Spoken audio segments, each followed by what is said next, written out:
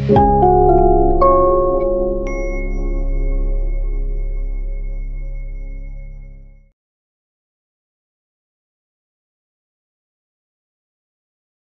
baik, kita masuki sesi kedua ya. Di sini saya akan menguraikan topik hari ini mengenai sekularisasi. Ya, apa itu sekularisasi?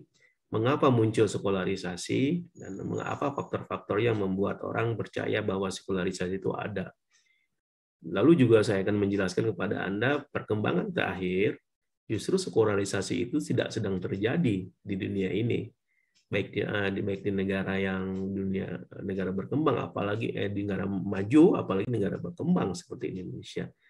Sekarang muncul tren baru kebalikan dari sekularisasi, yaitu desekularisasi.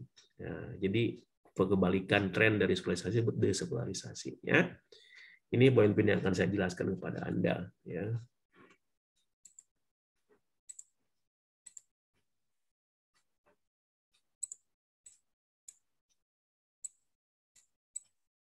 Nah, kalau kita berbicara tentang sekularisasi, maka kita identik selalu berpikir bahwa itu adalah berkaitan dengan apa yang disebut dengan kematian agama. Betulkah itu? Maka di judulnya ini tanda tanya, sekularisasi, kematian agama, tanda tanya. Betulkah? Ya, mari kita lihat ya. Nah, sebelumnya saya ingin mulai dengan namanya uraian mengenai historical background, latar belakang sejarah, mengapa muncul sekularisasi. Oke. Nah, kalau Anda melihat sejarah Eropa atau negara Barat secara umum, Anda akan dapati bahwa sejarah Eropa itu sebelum mengalami modernisasi adalah sebuah wilayah, sebuah benua di mana gereja, yaitu negara agama Kristen, ya, mendominasi berbagai aspek kehidupan masyarakat. Jadi gereja itu mendominasi negara, politisi dikuasai oleh gereja. Nah, gereja menguasai kehidupan masyarakat. Bahkan sains, ilmu juga di bawah dominasi gereja. Gereja di sini adalah lembaga resmi, lembaga formal dari agama Kristen.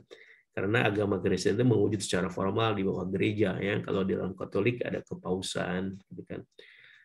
Memang kalau di Protestan lebih banyak otoritasnya, tapi kalau dalam konteks Inggris namanya negara Anglikan, gereja Anglikan. Ya. Nah, ini adalah gereja-gereja inilah yang mendominasi kehidupan bernegara, bermasyarakat, bersosial, bahkan bersains dalam negara-negara Barat.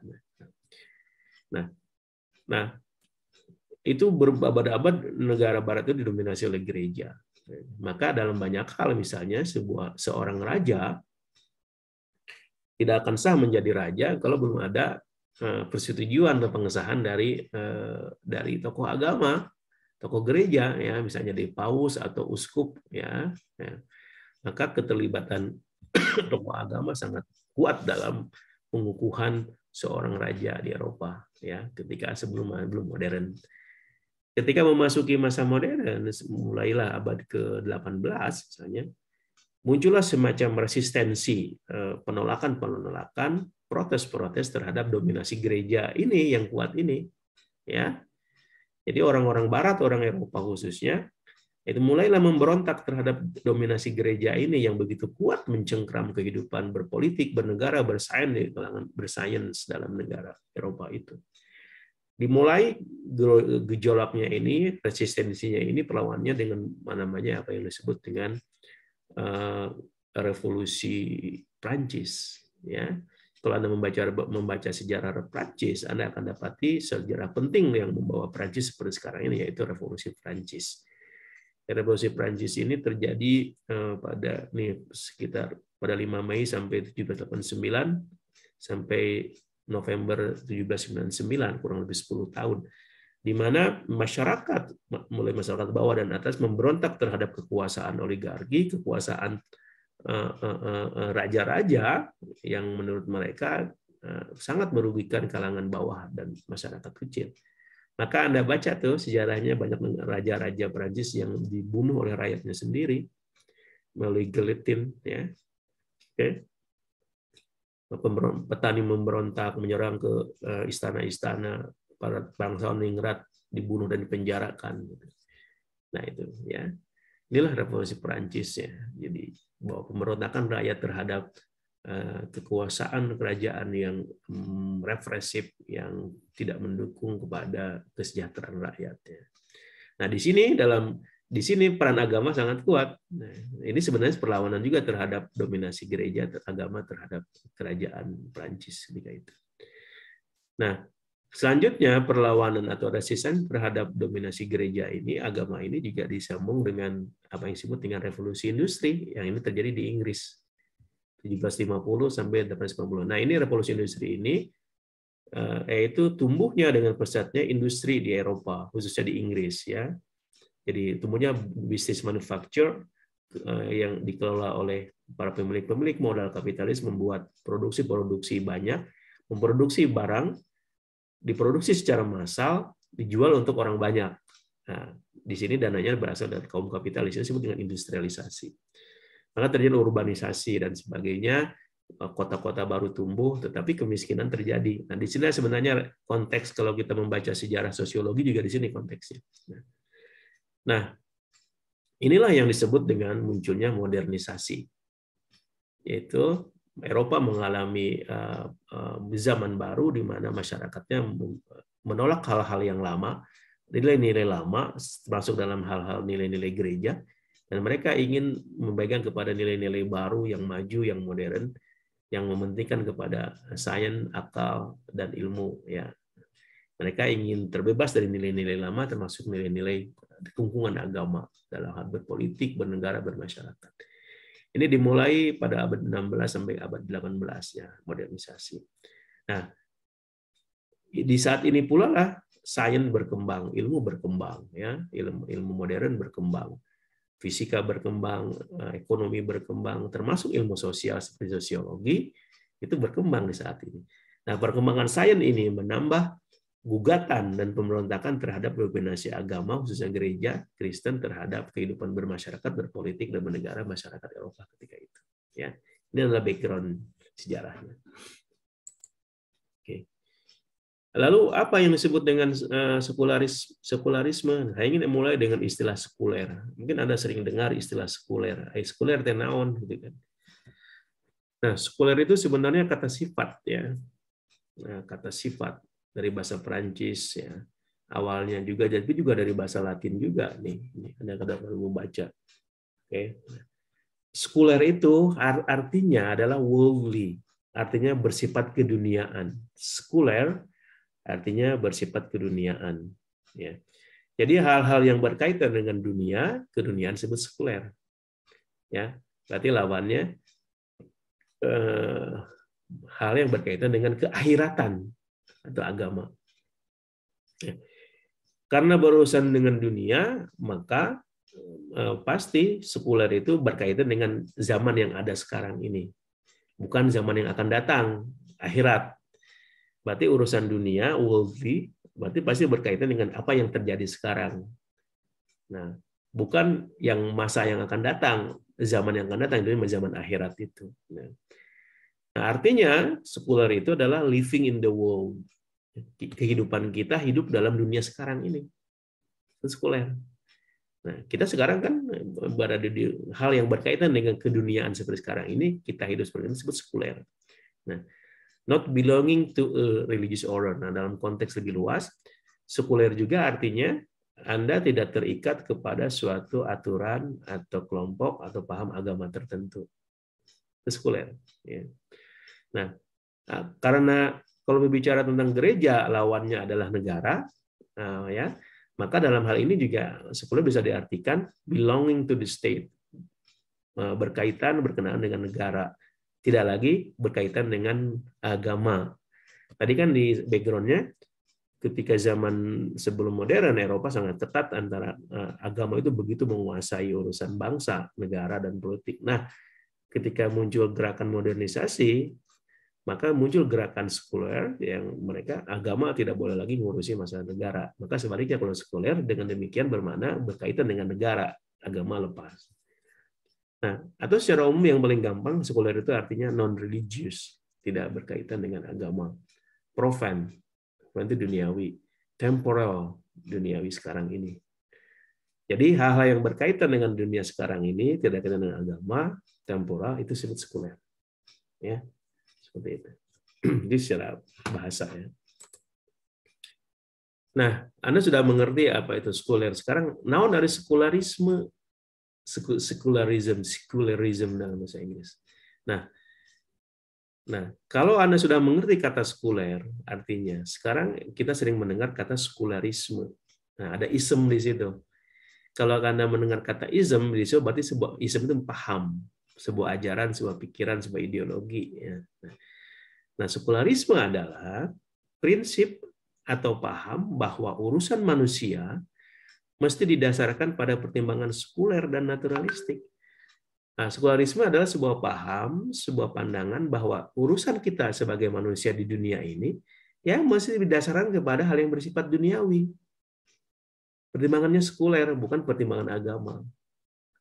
Nah, maka dalam kehidupan, dalam paham sekuler, yang menjadi pertimbangan adalah pertimbangan hal duniawi ini. Jangan urusan-urusan agama yang ada di akhirat sana menjadi pertimbangan urusan kita dalam dunia sekarang ini. Ya, itu. Nah, sekularisme adalah berakhirnya pengaruh keagamaan. Nah, tadi kan konteksnya itu agama begitu kuat dalam gereja begitu kuat terhadap politik, bernegara dan masyarakat Eropa.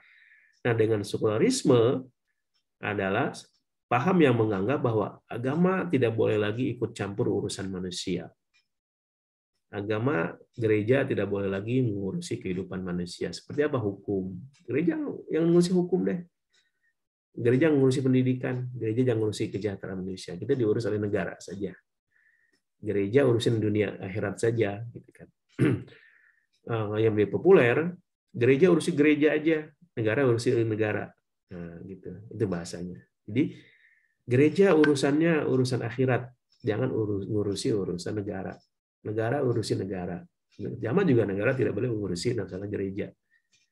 Nah, inilah yang paham sekularisme itu muncul karena semacam pemberontakan terhadap dominasi gereja dalam berbagai kehidupan masyarakat. Nah, sekularisme umumnya dipahami sebagai pemisahan agama. Nah, pemisahan agama khususnya konteks gereja ketika itu, Kristen ketika itu, dari urusan publik, urusan masyarakat dan urusan negara. Gereja nggak usah ikut campur deh urusan negara, urusan publik. Karena dalam sejarahnya banyak keterlibatan negara atau agama dalam urusan politik itu menjadi kacau. Ya, kalau aliran gerejanya, aliran gereja X, maka politisi yang tidak mengikuti aliran X itu bisa disingkirkan. Ya, seperti itu. Bahkan pernikahan dalam kasus negara, ratu-ratu Inggris misalnya, kalau nggak salah, kalau Anda baca ratu yang mana ya, saya lupa. Ada filmnya tuh, filmnya Elizabeth kalau nggak salah, bukan Elizabeth yang sekarang, dia tidak menikah sampai dia meninggal karena dia mencintai lelaki yang berbeda aliran gerejanya, gitu. Dan setujui oleh gereja. Nah, sejarah dominasi gereja atas negara dan masyarakat Eropa. Nah ini sekularisme adalah berbicara tentang perlawanan terhadap dominasi gereja atau negara Kristen terhadap negara dan masyarakat di Eropa. Nah, jadi ini sebuah paham yang menganggap bahwa gereja nggak usah ngurusin negara biar ngurusin sendiri. Sama juga negara nggak usah ngurusin masalah gereja. Nah, ini adalah sekularisme, ya. Nah, sekarang apa sekularisasi? Ya. Nah, kalau sekularisme adalah paham, kalau sekularisasi apa? Nah, kalau ada dalam mendengar kata session, nah dalam bahasa Inggris itu ada kan katanya sekuler. Nah, ada ujung namanya session. Nah, ini kan modernization. Nah, kata-kata session dalam bahasa Inggris merupakan menunjuk pada sebuah proses, sebuah gerakan untuk melakukan sesuatu. Nah, sekularisasi adalah sebuah gerakan, sebuah proses di mana masyarakat mengalami perubahan atau transformasi masyarakat dari yang dulunya terikat kepada gereja menjadi sekarang mulai lepas dari ikatan gereja. Dari sebuah proses di mana negara yang dulu sangat kuat pengaruh gerejanya, sekarang mulai terlepas dari pengaruh gereja. Sebuah proses di mana masyarakat sehari-harinya dipengaruhi oleh gereja, sekarang menjadi terlepas dari kehidupan gereja, dari pengaruh gereja. Jadi sebuah proses perubahan dalam masyarakat yang mengarah terlepasnya agama dari kehidupan masyarakat, khususnya gereja. Mereka ingin mengurusi kehidupan diri mereka sendiri dan dunia urusan dunia. Ini disebut dengan sekularisasi. Nah, pada awalnya sekularisasi itu meningkatnya kontrol negara.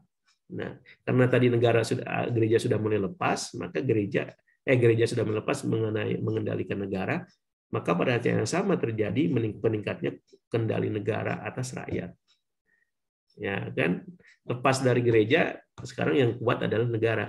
Nah, jadi sekularisasi adalah proses meningkatnya kontrol negara atas ruang-ruang publik yang sebelumnya dikuasai oleh gereja atau agama secara umum, ya, dan terjadinya kebebasan lembaga-lembaga non-keagamaan dan munculnya lembaga-lembaga non-keagamaan dalam masyarakat terbebas dari kontrol kontrol gereja, baik dalam wilayah pribadi dan wilayah publik.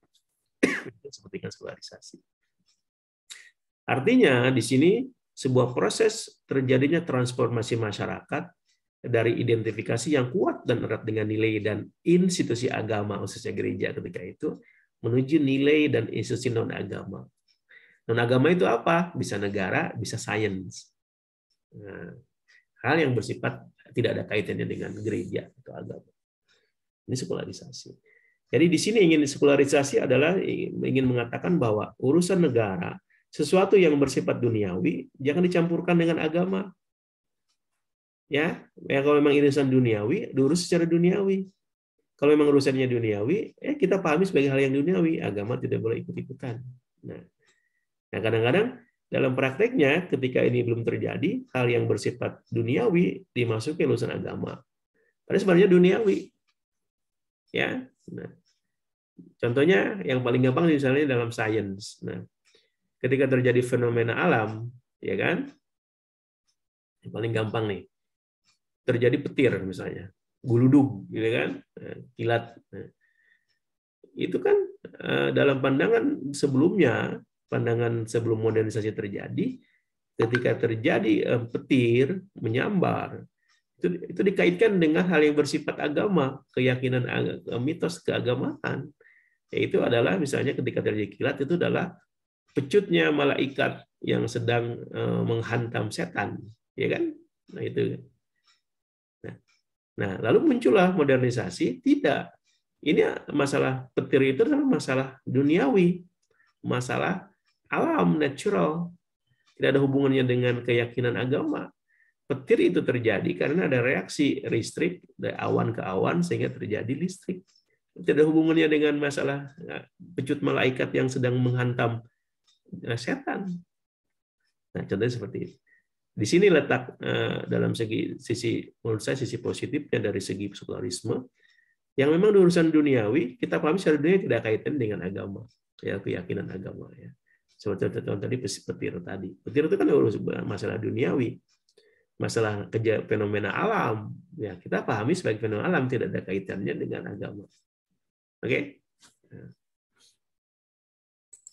Nah, sekarang dengan munculnya sekularisme, sekularisasi dan sebagainya, muncullah para ahli ilmu-ilmu sosial yang merumuskan apa yang disebut dengan teori sekularisasi, secularization theory atau sekularisasi tesis sekularisasi.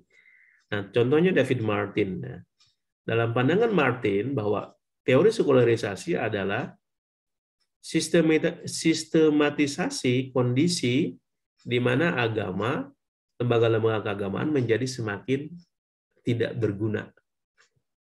Nah, teori sekularisasi berpendapat bahwa terjadinya kondisi di mana lembaga-lembaga keagamaan itu semakin tidak berguna, semakin tidak berdaya di proses modernisasi. Maksudnya begini, ketika masyarakat mengalami kemajuan melalui modernisasi, ya, dan rasionalisasi, otoritas keagamaan itu menghilang. Orang tidak lagi lari kepada gereja, kepada agama lainnya, oke? Karena mereka semakin modern, semakin rasional. Maka kehidupan sosial mereka, termasuk urusan negara, pribadi, tidak ada kaitannya dengan agama. Siapa yang menggantikan agama? Nah, kalau agama dianggap menghilang, maka siapa yang menggantikannya? Yang adalah sains, ilmu, dengan metode ilmiahnya. Di sinilah letak sains akan menggantikan agama sebagai sumber otoritas. Kalau sumber otoritas dulu adalah gereja, sekarang berubah sains. Jadi urusan-urusan masyarakat, urusan-urusan pemerintahan yang menjadi kendalinya apa? Sains. Yang menjadi rujukan adalah ilmu, bukan mitos, bukan keyakinan keagamaan. Oke, ini disebut dengan teori sekularisme, bahwa semakin modern sebuah masyarakat, maka agama semakin kehilangan posisinya, pengaruhnya dalam masyarakat dan bernegara, dan digantikan oleh sains. Oke, seperti itu. Nah, lebih lanjut tentang teori sekularisasi ini, yang penting Anda pahami ya. Nah, selama 3 abad, social scientist, ilmuwan sosial, meramalkan akan hilangnya agama. Ini 3 abad ke belakang, kurang lebih ya, itu dari mulai katakanlah abad 18 ya, 18-20, ketika munculnya ilmu sosial dan sains berkembang, mereka sejak itu pula meramalkan bahwa agama akan semakin kehilangan peranannya dalam bermasyarakat dan bernegara. Itu disebut teori sekularisasi. Woolston juga, bahkan Woolston ini tahun 1733 abad 18 kan, bahkan 1710 udah mengatakan seiring dengan modernitas, Woolston bilang Kristen akan berakhir. Bahkan dia secara sering mengatakan Kristen ini akan mati sebagai sebuah agama pada tahun 1900. Dia meramalkan seperti itu. Karena semakin kuatnya modernisasi, rasionalisasi, maka terjadi sekularisasi yang masif, agama kehilangan. Khususnya Kristen akan mati pada tahun 1900. Auguste Comte juga tokoh sosiologi, bapak sosiologi berpendapat sama. Sebagai hasil modernisasi, human society akan melewati theological stage menuju kepada science of sociology. Nah, oke. Semakin masyarakat itu modern, maka masyarakat akan melewati itu tahap-tahapan teologis. Nah, oke. Dan masyarakat akan dipandu oleh science of sociology yang akan menggantikan agama sebagai basis penilaian moral. Nah, semakin modern agama, basis moral masyarakat itu bukan lagi agama, tetapi adalah justru nih karena dia orang sosiologi, maka dia bahasa pede bahwa sosiologi akan menjadikan science of sociology sebagai basis nilai moral masyarakat modern. Oke. Crowley juga nih pada tahun 1905 sudah mengatakan semakin kuat pandangan bahwa agama hanyalah sisa-sisa zaman primitif dan kemusnahan agama hanyalah soal waktu. Berger juga tadi disebut oleh kawan Anda, Peter Berger ini adalah sosiolog modern ya. Nah, awalnya dia berpendapat begitu juga. Menjelang abad 21, penganut agama hanya akan ditemukan dalam sekte-sekte kecil yang berjuang untuk melawan budaya sekuler yang mendunia. Artinya, agama semakin kecil peranannya, hanya diyakini oleh kelompok-kelompok kecil saja. Mayoritasnya sudah tidak lagi. Tapi kemudian kita lihat ya, Berger sendiri dan banyak orang, ramalan-ramalan mereka dengan teori sekularisme tidak terbukti. Ya, bahkan Berger sendiri nanti merevisi pandangan tentang sekularisasi ini. Oke. Nah, sekarang saya ingin membawa Anda kepada, mungkin Anda selama ini berpendapat bahwa sekularisasi itu buruk. Ya kan?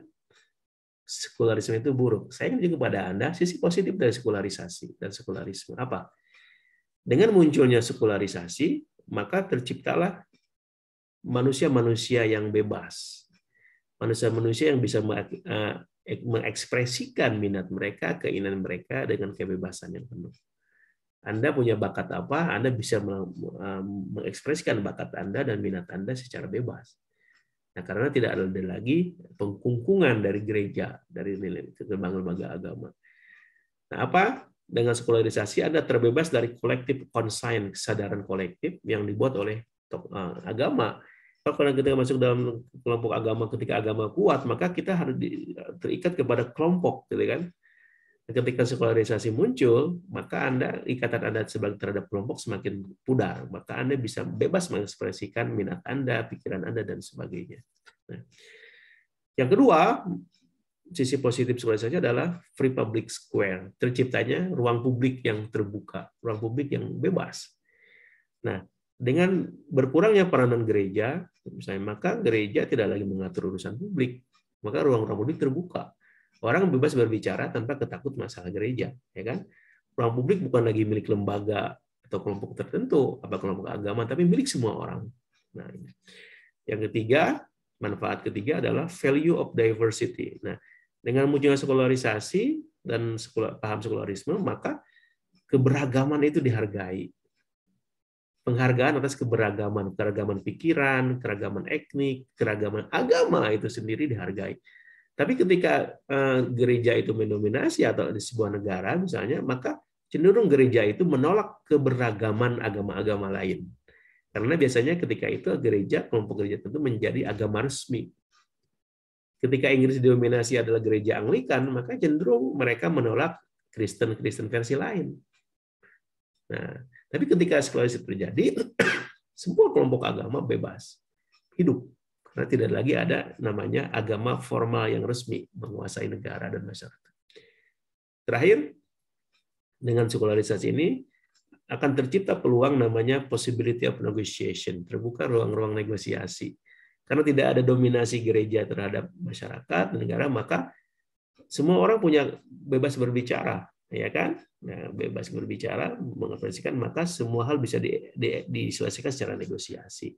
Tidak ada lagi main tangkap, main vonis, kafir seperti ketika. Kenapa juga ada di gereja juga dulu begitu. Orang yang tidak mengikuti paham gereja yang dominan disebut kafir juga. Ya. Itu akan terjadi kalau sebuah negara Islam tidak mengikuti paham tertentu, maka akan disebut kafir. Ya, seperti di Arab Saudi yang dominan adalah paham Salafi Wahabisme, maka ketika Anda tidak mengikuti paham mereka, akan dianggap kafir oleh mereka. Ya. Nah, sekarang perkembangan baru. Betulkah terbukti ramalan sekularisasi itu bahwa semakin modern sebuah masyarakat, maka semakin berkurang agama mereka, bahwa semakin kehilangan peranan agama di masyarakat modern. Nah, perkembangan baru menunjukkan bahwa ramalan itu tidak terbukti ternyata. Inilah yang disebut dengan kritik atas sekularisasi teori. Kritik atas teori sekularisasi bahwa kematian agama itu sekarang hanyalah mitos. Agama tidak mati ternyata.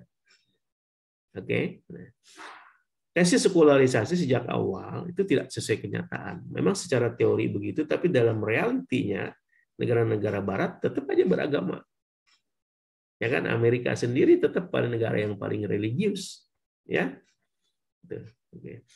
Misalnya Alexis de Tocqueville ketika dia mengunjungi Amerika, dia mengatakan begini, Amerika itu memang salah satu negara yang paling bebas di dunia ini.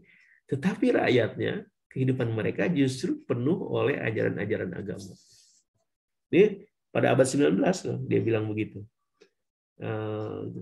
Kemudian terbukti sampai sekarang 150 tahun, satu abad kemudian, Amerika masih tetap sereligius seperti dulu, bahkan mungkin lebih religius daripada sekarang ini. Ya, lebih religius daripada yang dulu. Masa Amerika semakin religius. Religiusitas orang Amerika itu tidak menurun, malah keanggotaan gereja semakin meningkat. Yang menurut Finke and Stark. Artinya orang-orang Amerika itu adalah orang-orang yang religius. Secara pribadi tidak mengalami sekularisasi dan kehidupan beragama dipengaruhi nilai-nilai agama. Khususnya adalah agama Protestan. Ya, Amerika itu negara Protestan ya, Kristen Protestan. Nah, di Eropa kita lihat di Eropa tingkat kehadiran di gereja memang menurun. Orang yang datang ke gereja itu menurun, betul. Tetapi bukan berarti keyakinan atas agama menurun. Justru sebaliknya meninggi. Kalau Anda pergi ke Eropa, Anda akan dapati banyak gereja kosong. Bahkan gereja banyak sekarang menjadi museum. Anda bisa masuk ke gereja yang luar biasa. Gereja itu arsitekturnya luar biasa. Saya beberapa kali masuk ya ketika di Belanda, di Jerman. Itu gereja kosong dan menjadi objek wisata. Dan saya kagumi arsitekturnya luar biasa. Itu kosong, ya, menjadi objek wisata aja, museum. Tetapi ini bukan berarti bahwa Eropa keyakinan terhadap agama mereka, yaitu Kristen mereka, itu menurun. Tidak, justru meningkat. Tapi meningkat secara pribadi. Keyakinan terhadap Kristen mereka terpelihara secara pribadi. Mereka percaya kepada Yesus dan sebagainya, tapi tersimpan di pribadi dan di rumah-rumah mereka. Jadi yang terjadi adalah kepercayaan terhadap lembaga gereja, tetapi keyakinan terhadap Tuhan, khususnya Kristen, tidak menurun, bahkan meningkat. Nah, inilah yang disebut dengan Grace Davy, believing without belonging. Believing, percaya, without belonging, tanpa harus memiliki, tanpa harus terikat. Mereka percaya kepada Kristen, ajaran Kristen, tapi mereka tidak mesti terikat kepada gereja tertentu. Namanya believing without belonging. Nah, ini penting nih istilah ini. Believing without belonging. Percaya kepada agama Kristen mereka, kepada agama, tetapi tidak harus terikat kepada lembaga formal agama tertentu. Oke? Ini yang menyebabkan kosongnya gereja, tapi keyakinan terhadap agama Kristen masih kuat. Oke, seperti itu. Nah, Eropa yang sekuler itu ternyata seperti itu, bahwa mitos sekularisasi bahwa agama akan mati itu tidak terbukti. Memang secara publik, secara umum di ruang-ruang publik, gereja kehilangan anggotanya. Banyak gereja yang dijual jadiin masjid. Bahkan masjid orang Muslim yang ada di Belanda, di kota Den Haag, itu adalah gereja yang dibeli orang-orang Muslimnya, Masjid Al-Hikmah. Itu adalah gereja, sekarang jadi masjid. Dan bentuknya tidak dirubah. Ya, kecuali nggak dihilangkan aja salibnya. Oke. Nah, bagaimana di dunia Islam? Apakah terjadi kematian agama orang semakin sekuler? Nah, justru di dunia Islam terjadi peningkatan paham bahwa compatibility of Islamic faith and modernization. Justru di kalangan Muslim sekarang tumbuh keyakinan bahwa antara Islam, ajaran-ajaran Islam dengan modernisasi itu adalah berjalan seiring. Sekarang semakin berkurang orang Muslim yang mempertentangkan antara ajaran Islam dengan ajaran modernitas. Orang Islam bisa menjadi modern, pada saat yang sama juga tetap mereka teguh dalam agamanya. Ya, Anda menjadi modern, Anda mengadopsi nilai-nilai modernitas, tapi Anda juga tetap dalam berpegang nilai agama Islam. Nah, ini yang disebut dengan sikap compatibility antara Islam dan modernitas. Nah, ini semakin berkembang di negara Muslim, ya, termasuk Indonesia. Banyak studi menunjukkan bahwa Muslim itu komitmen orang-orang Muslim terhadap modernitas itu semakin meninggi. Mereka tidak lagi mempermasalahkan modernitas. Malah banyak negara Muslim yang mengadopsi modernitas ke kemajuan, tapi mereka tetap berislam dengan kuat. Nah, Anda semua contohnya, ya. Indonesia menjadi modern, tapi tidak perlu meninggalkan ajaran agama kita. Ini saya kira yang perkembangan yang luar biasa yang membantah bahwa agama tidak kompatibel dengan modernitas yang diramalkan oleh teori sekularisasi. Nah, inilah perkembangan yang tadi itu disebut desekularisasi. Kembali lagi bahwa orang kalau tadi terjadi diramalkan sekularisasi terjadi, maka dengan ini kebalikannya terjadi, sekularisasi justru ditinggalkan. Ya kan? Disebut desekularisasi. D itu adalah away from, pergi dari, negasi, negatif, sekularisasi. Kebalikan sekarang justru yang terjadi adalah desekularisasi, sebuah tren, sebuah arus di mana orang tidak lagi terbukti sekuler, bahkan kembali kepada agama. Tetapi ada modifikasinya dengan tidak menolak modernisasi. Modernisasi justru dipeluk oleh penggemar manusia modern sekarang ini tanpa harus mengabaikan nilai-nilai agama. Jadi dua-duanya dipeluk, agama dipeluk, modernisasi dipeluk. Oke, nah ini saya kira pengembangan yang unik di masa sekarang ini. Di sinilah Peter Berger merevisi pandangannya. Dia dulu berpandangan bahwa akan terjadi kehilangan agama dalam masyarakat modern, tapi justru sekarang dia mengatakan saya merevisi pandangan saya itu sendiri. Sekarang justru banyak bukti yang menunjukkan bahwa teori sekularisasi itu salah. Kebanyakan di dunia sekarang most of the world today is certainly not secular. It is very religious. Dia beramat bahwa tidak benar bahwa masyarakat semakin sekuler, justru semakin religius sekarang. Begitu juga bukunya Finkel and Stark, terjadi Churching of America. Orang Amerika justru sekarang semakin banyak pergi ke gereja. Ya, gereja mulai penuh lagi. Ya. Bahkan dalam berpolitik di Amerika tidak bisa lepas dari agama itu. Ketika disumpahnya di atas Bible. Ketika kampanye, Donald Trump kemarin dia membawa kelompok-kelompok keagamaannya untuk menarik orang mendukung dia. Nah, inilah yang terjadi disebut dengan counter sekularisasi. Terjadi lawan sekularisasi di mana agama mendapatkan kembali peran-perannya dalam masyarakat dan mempengaruhi kehidupan masyarakat modern. Oke, nah ini sebenarnya desekularisasi atau counter secularization. Oke. Nah, jadi bagaimana nih? Nah, nanti di minggu depan kita akan bisa membahas dengan uraian tadi, lalu kita akan bahas bagaimana relasi agama dan politik di zaman modern ini ketika masyarakat tidak lagi justru masih berpegang pada nilai agama. Agama tidak mati. Lalu bagaimana hubungan antara agama dan politik? Ini topik kita akan dibahas minggu depan ya. Ini bacaannya kalau Anda mau referensi apa yang saya sampaikan tadi ya.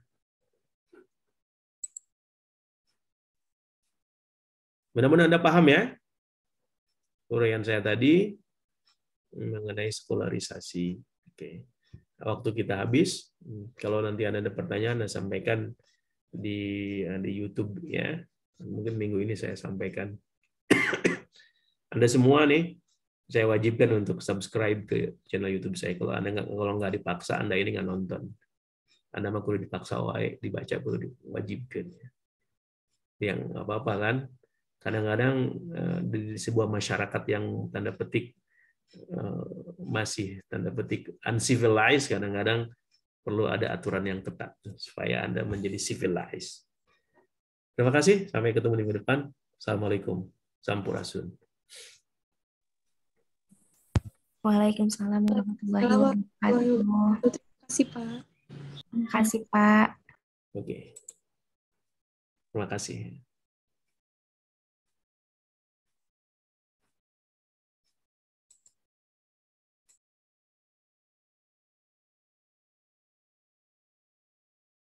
Thank you.